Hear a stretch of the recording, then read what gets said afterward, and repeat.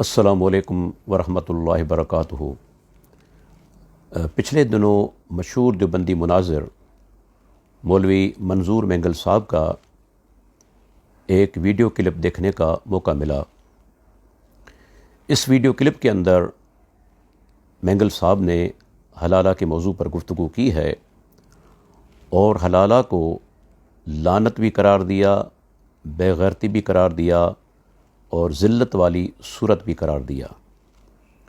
लेकिन वीडियो के आखिर में मौलवी मंजूर मेंगल साहब ने अपनी तकलीदी ज़हनियत का मुज़ाहरा करते हुए ये भी कहा कि फिर भी हिल्लत साबित हो जाएगी, क्योंकि अल-मुहल्लिल वल-मुहल्लल लहू के अल्फाज हैं, फिर भी हलाल का लफ्ज़ आ गया।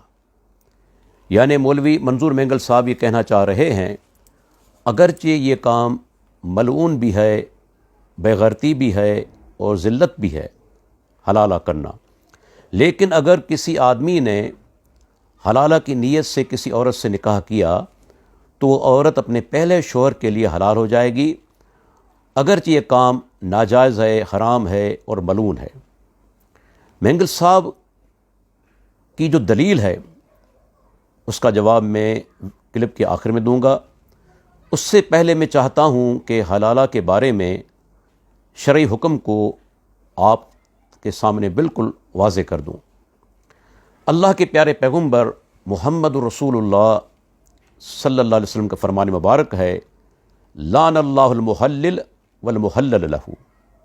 इब्न माजा की हदीस नंबर 1936 कि अल्लाह की लानत है उस आदमी पर जो हलाला करे और जिसके लिए हलाला किया जाए।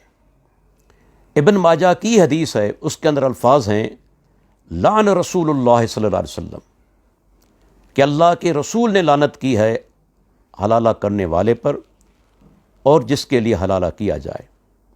लेकिन यहाँ मैं चाहूँगा कि मशहूर बरेलवी आलिम और एक दौर के अंदर इस्लामी नज़रियाती काउंसिल के चेयरमैन पीर करम शाह अल अज़हरी, उनका तफसीर ज़ियाउल कुरान, उसकी जिल्द नंबर 1 और सफ़ा नंबर 159, पीर करम शाह साहब ने जब इस हदीस का तर्जमा किया, मैं वो तर्जमा चाहता हूँ कि आपके सामने पेश करूँ। वो तर्जमा करते हैं, हलाला करने वाले पर भी अल्लाह की फिटकार और जिस बेगैरत के लिए हलाला किया जा रहा है उस पर भी अल्लाह की फिटकार। ये तर्जमा पीर करम शाह अज़हरी साहब का है, जो कि मशहूर बरेलवी आलिम होकर गुज़रे हैं, अब उनका इंतकाल हो चुका। वाज़े रहे कि हलाला का माना क्या है। मैं चाहता हूँ या 3-4 हवाले पेश करूँ। एक अल-कामुसुल फ़िक़ही, ये किताब है जिसको देवबंदी हज़रात ने कराची से शाया किया है। दूसरी किताब इब्न असीर का निहाया। तीसरी किताब अल-कामुसुल वहीद, ये भी देवबंदी हज़रात ने शाया की है। उसके अंदर ये लिखा हुआ है, किसी औरत को उसके शौहर ने 3 तलाक़ें दी हों, उस औरत से किसी दूसरे शख्स का इस नीयत से निकाह व मुबाशरत करना कि वो पहले शौहर के लिए हलाल हो जाए, इसे कहते हैं हलाला। अब देखा जाए तो ये हलाला निकाह शरई है ही नहीं, बल्कि मैं कहूँगा ये एक फ्रॉड है, ये निकाह है ही नहीं। देखें अल्लाह ताला के कलाम कुरान मजीद की अज़मत। अल्लाह ताला ने सूरह निसा के अंदर आयत नंबर 24 में निकाह का जो मकसद बयान किया है और जो एक नीयत मोमिन की होती है वो बयान की है। मुख्तसर अल्फाज के अंदर कितनी गहरी बात है। अल्लाह ताला ने फरमाया, मोहसिनीन गैर मुसाफिहीन, कि जब मोमिन किसी औरत से निकाह करता है तो उसकी नीयत क्या होनी चाहिए? निकाह की कैद में रखने वाले, न के शहवत रानी करने वाले। यानी निकाह का मकसद ये है कि आदमी जिस औरत से निकाह करने जा रहा है उसकी नीयत हो कि मैं हमेशा इस औरत को अपने निकाह में रखूँगा।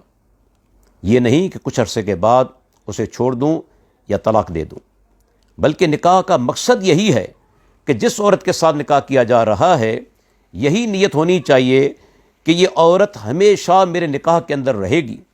देखें कुरान मजीद के इन अल्फाज ने 2 बातिल निकाहों का रद्द कर दिया, मुता का रद्द और हलाला का रद्द।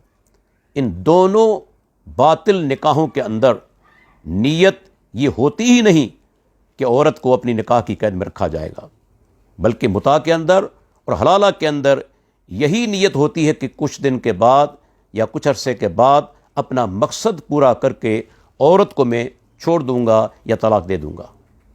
اللہ کے نبی کا فرمان ہے، آپ نے ایک مرتبہ صحابہ سے پوچھا کیا تمہیں میں بتاؤں کہ کرائے کے سانڈ کے بارے میں، کون ہے جو کرائے کا سانڈ ہے؟ صحابہ نے فرمایا اللہ کے نبی جی ہاں بالکل۔ تو آپ نے فرمایا ہو والمحلل، حلالہ کرنے والا کرائے کا سانڈ ہے۔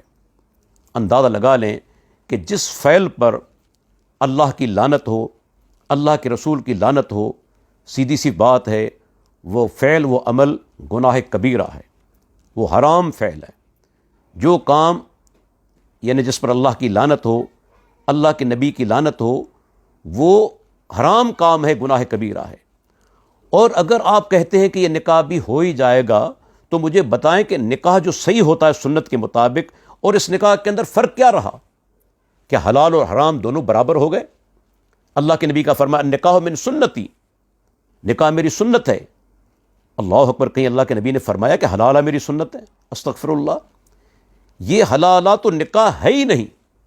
آپ دیکھیں، آپ نے کبھی یہ چیز نہیں دیکھی ہوگی کہ کسی آدمی نے آپ کو حلالے کا کارڈ دیا ہو۔ نکاح کی دعوت دی جاتی ہے، کارڈ بھی تقسیم کیے جاتے ہیں، لیکن آج تک آپ کو کسی نے حلالے کا کارڈ دیا؟ کیا کبھی حلالے کے نکاح کے بعد ولیمہ ہوا؟ کیا کبھی اس حلالے کے نکاح کے بعد دولہا بارات لے کر دلہن کے گھر پر گیا؟ دیکھیں، یہی ایک ثبوت ہے کہ حلالے کا نکاح باطل ہے، حرام نکاح ہے اور گناہ ہے۔ اس وجہ سے اس کو چھپایا جاتا ہے۔ جو نکاح شرعی نکاح ہے آپ اس کو ظاہر کرتے ہیں، دعوتیں ہوتی ہیں، ولیمہ ہوتا ہے، لیکن حلالے کے نکاح کو چھپایا جاتا ہے، اور جو چیز چھپائی جائے، جو فعل چھپایا جائے وہ گناہ ہوتا ہے۔ سیدھی سی بات ہے، آپ کا ضمیر آپ کو اجازت نہیں دیتا کہ آپ حلالے کے نکاح کو ظاہر کریں، اس وجہ سے آپ اس کو چھپاتے ہیں۔ امام ابن قیم رحمۃ اللہ علیہ نے اغاثۃ اللہفان کے اندر تقریباً 12 دلائل پیش کیے ہیں کہ یہ حلالہ متع سے بھی بدتر ہے، متع سے بھی بدتر ہے۔ میں کچھ یعنی کہ ان کے دلائل پیش کرتا ہوں۔ وہ کہتے ہیں کہ متع ایک زمانے کے اندر حلال تھا، لیکن حلالہ کبھی بھی حلال نہیں رہا۔ دوسرا نقطہ، جب متع حلال تھا تو بعض صحابہ نے یہ متع کیا، لیکن کوئی ثبوت نہیں کہ کبھی کسی صحابی نے حلالہ کیا ہو۔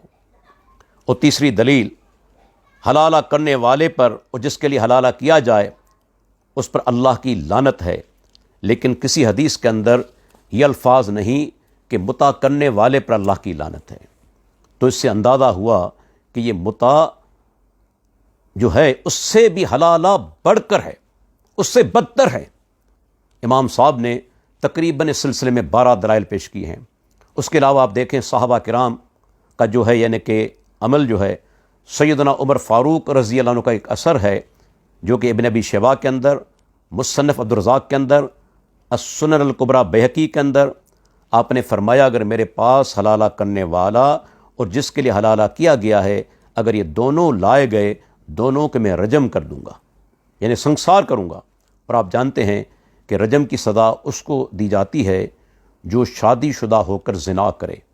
گویا عمر بن خطاب رضی اللہ عنہ نے اس کو زنا شمار کیا۔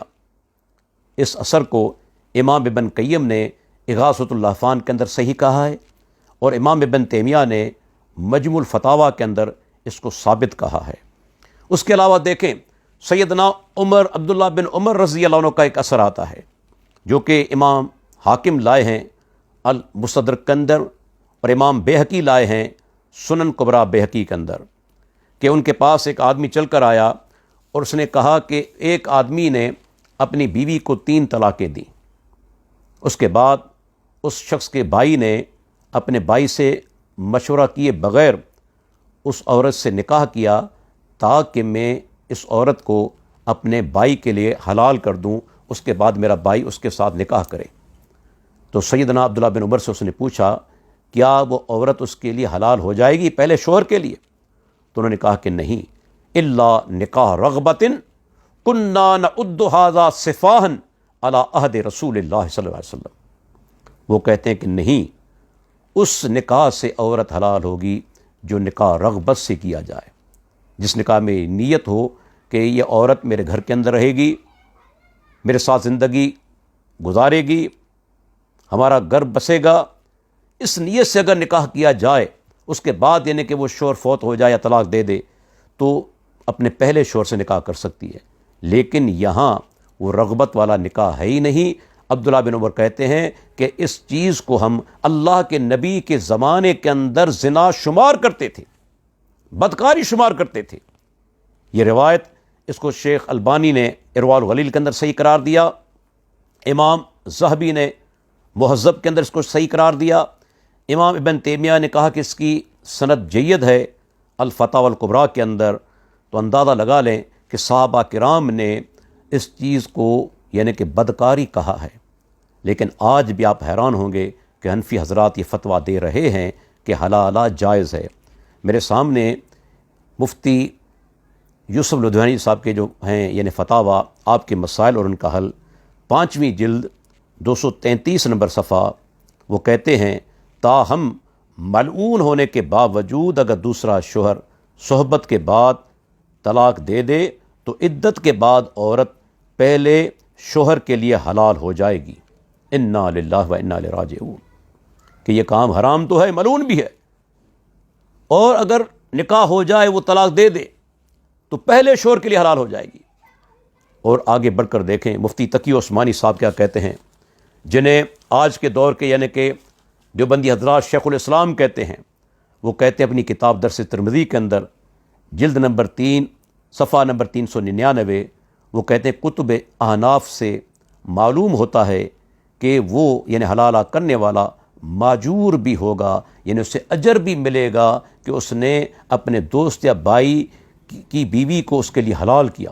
نعوذ باللہ، اندازہ لگا لیں، اجر بھی ملے گا۔ وہ کام جس پر اللہ کی لعنت ہے، اللہ کے رسول کی لعنت ہے۔ دیکھیں انسان کو تقلید کہاں تک لے جاتی ہے، کس حد تک وہ گر جاتا ہے۔ اب میں آتا ہوں مولوی منظور مینگل صاحب کی دلیل کی طرف۔ وہ کہتے ہیں کہ بھائی یہاں جو الفاظ ہیں المحلل، کہ وہ حلال کرنے والا ہے، اس سے معلوم ہوا کہ کام تو بے غیرتی کا ہے، ملعون بھی ہے، ذلت اور خواری بھی ہے، لیکن وہ عورت جو ہے اپنے پہلے شوہر کے لیے حلال ہو جائے گی۔ اب سوال یہاں یہی پیدا ہوتا ہے کہ المحلل کے معنی کیا ہیں؟ میں یہاں حوالہ دوں گا ابن اسیر کی کتاب جو ہے ان کی مشہور النہایہ کا، شیخ الاسلام ابن تیمیہ کی کتاب الفتاوی الکبریٰ کا، امام بغوی کی کتاب شرح السنہ کا، ابن قدامہ کی کتاب المغنی کا۔ وہ سب کہتے ہیں کہ یہاں المحلل کے معنی یہ نہیں کہ وہ عورت حلال ہو جائے گی، بلکہ اس آدمی نے ارادہ کیا ہے، اس کا ارادہ ہے کہ میں اس عورت کو حلال کر دوں۔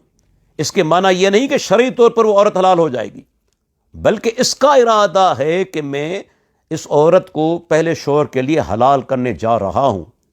تو یہ اس کا ارادہ ثابت نہیں۔ جب یہ نکاحی ثابت نہیں، جس پر اللہ کی لعنت ہے، ملعون کام ہے، تو عورت کس طرح حلال ہوگی؟ یعنی یہاں ذکر ہے اس آدمی کے ارادے کا، اس کے معنی یہ نہیں کہ وہ عورت حلال ہو جائے گی۔ اور دیکھیں امام ابن قیم تو یہاں تک کہتے ہیں کہ اس کے معنی یہ ہیں لِأَنَّهُ أَحَلَّ مَا حَرَّمَ اللَّهُ، یا المحلل کے معنی یہ ہیں کہ جس چیز کو اللہ نے حرام قرار دے دیا ہے اس کو یہ آدمی حلال کرنے جا رہا ہے اپنی طرف سے۔ اور مولانا عبد الرحمن مبارک پوری رحمۃ اللہ علیہ فرماتے ہیں تحفۃ الاحوذی کے اندر علی حسب ظنہ، اس کے ظن کے مطابق، یعنی اس آدمی کا یہ اس کی سوچ ہے، اس کا یہ گمان ہے کہ میں اس عورت کو حلال کرنے جا رہا ہوں، اس کا یہ گمان ہے، اس کی سوچ ہے۔ عورت حلال نہیں ہوتی، لیکن علی حسب ظنہ، کہ اس کے سوچ کے مطابق، گمان کے مطابق کہ میں اس عورت کو حلال کرنے جا رہا ہوں، یا محلل کے الفاظ آئے ہیں، اس کے معنی یہ نہیں ہے کہ وہ عورت حلال ہو گئی۔ دیکھیں جس طرح قرآن کریم کے اندر آتا ہے کہ مشرکین کیا کرتے تھے کہ جو مہینے حرمت والے، ان کے اندر وہ ایک چالاکی کرتے تھے، آگے پیچھے کر دیتے تھے۔ اللہ تعالیٰ نے فرمایا سورہ توبہ کے اندر فَيُحِلُّوا مَا حَرَّمَ اللَّهُ، پھر وہ حلال کرتے ہیں جس کو اللہ نے حرام کیا۔ یہاں انہوں نے اللہ کی حرام کردہ چیز کو حلال کرنے کی کوشش کی، یہ نہیں کہ وہ کام حلال ہو گیا۔ جو چیز انہوں نے کی، جو حرکت انہوں نے کی، اس سے وہ چیز حلال نہیں ہو گئی، بلکہ انہوں نے اپنی طرف سے حلال کرنے کی کوشش کی جس چیز کو اللہ نے حرام قرار دیا تھا۔ تو یہاں بھی المحلل کے معنی یہ ہے کہ جو چیز جس عمل کو اللہ نے حرام قرار دیا ہے، یہ آدمی اپنی سوچ کے مطابق اس کو حلال کرنے جا رہا ہے، اس کے معنی یہ نہیں کہ وہ عورت اس کے لیے حلال ہو چکی۔ اللہ اکبر! اندازہ لگا لیں اگر یہ ملعون کام بھی حلال ہو جائیں تو میں لوگوں سے پوچھنا چاہتا ہوں، اللہ کے نبی نے سود کھانے والے پر، کھلانے والے پر لعنت کی ہے، تو کیا سود حلال ہو جائے گا؟ اللہ کے پیارے پیغمبر نے رشوت لینے اور دینے والے پر لعنت کی ہے، تو کیا رشوت حلال ہو جائے گی؟ اللہ کے بندو، اللہ سے ڈر جاؤ۔ دیکھیں انسان کو یہ تقلید کس قدر گرا دیتی ہے۔ اسی وجہ سے امام ابن قیم نے فرمایا کہ جو مقلد ہوتا ہے، ان المقلد لا یطلق علیہ اسم عالم، کہ مقلد پر عالم کے نام کا، لفظ کا اطلاق نہیں ہوگا، چاہے اس کے پاس بڑی بڑی ڈگریاں کیوں نہ ہوں، لیکن وہ جاہل ہی رہتا ہے۔ اسی وجہ سے آپ دیکھیں کہ جس کام کو اللہ تعالیٰ نے یعنی کہ ناجائز اور حرام قرار دیا، جس پر لعنت کی، اللہ کے نبی نے لعنت کی، یہ لوگ آج اس کو حلال کرنے کی کوشش کر رہے ہیں۔ اللہ تعالیٰ سے دعا ہے اللہ تعالیٰ ان لوگوں کو ہدایت دے، اللہ تعالیٰ ہمیں ان حرام یعنی کہ امور سے بچائے اور پیارے پیغمبر کی سنت پر عمل کرنے کی توفیق عطا فرمائے۔ السلام علیکم ورحمۃ اللہ وبرکاتہ۔